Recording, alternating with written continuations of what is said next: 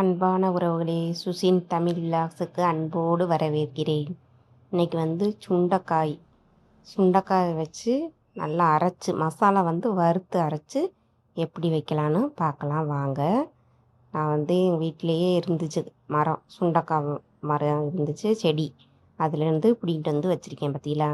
வச்சுட்டு இதை நல்லா க்ளீன் பண்ணி எடுத்துக்கிறணும். இதை க்ளீன் பண்ணி உரல் இருந்தால் உரலில் இடிங்க, இல்லைன்னா அம்மியில் இடித்து நான் கழுவி க்ளீன் பண்ணி எடுத்து வச்சுருக்கேன் பாருங்கள். நீட்டாக க்ளீன் பண்ணி எடுத்து வச்சுருக்கேன். இப்போ மசாலா நம்ம அரைக்கிறதுக்கு என்னென்ன தேவைன்னு பாருங்கள். கொஞ்சோண்டு வெந்தயம், ரொம்ப போடக்கூடாது, கசக்கும்.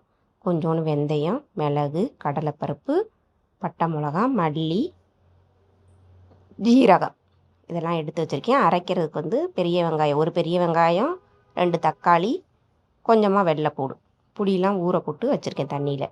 இப்போ ஒரு சட்டியை லைட்டாக கொஞ்சமாக 1 ஸ்பூன் எண்ணெய் ஊற்றி நம்ம வறுத்து அரைக்கிறதுக்காக எல்லா மசாலாவும் போட்டு நல்லா வறுக்கணும். கருவை விட்டுறக்கூடாது. நல்லா மணம் வரும். வறுக்கும் போதே நல்ல மணம் வரும். வறுத்து எடுத்துக்கோங்க. வறுத்து எடுத்து நல்ல மணம் வரும். இதை நல்லா வறுத்து வைக்கும் போது நல்லா டேஸ்ட்டாக இருக்கும். வறுத்து அரைச்சி பாருங்கள், தட்டில் ஆற வச்சுருக்கேன்.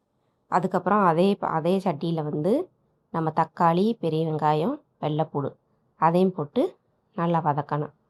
வதக்கிட்டு இதையும் நல்லா வதக்கணும்.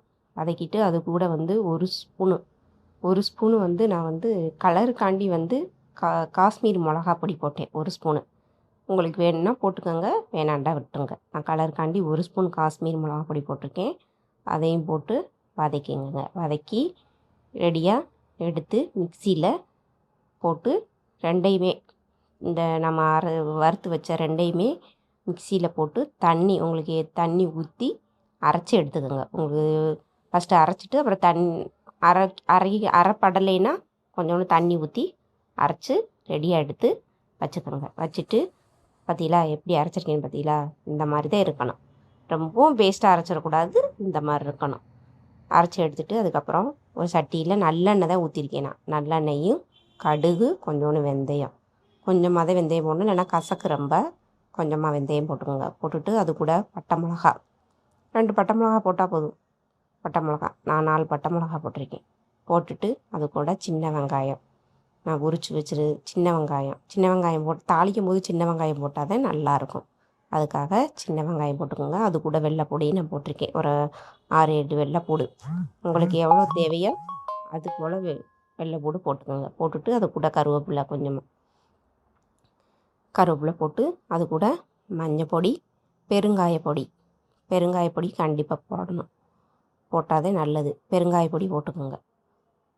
பெருங்காயப்பொடி போட்டுட்டு நம்ம சுண்டைக்காய் நல்லா கழுவி நீட்டாக க்ளீன் பண்ணி வச்சுருக்கோம்ல, அதையும் இந்த எண்ணெயிலே போட்டு வதக்கணும்.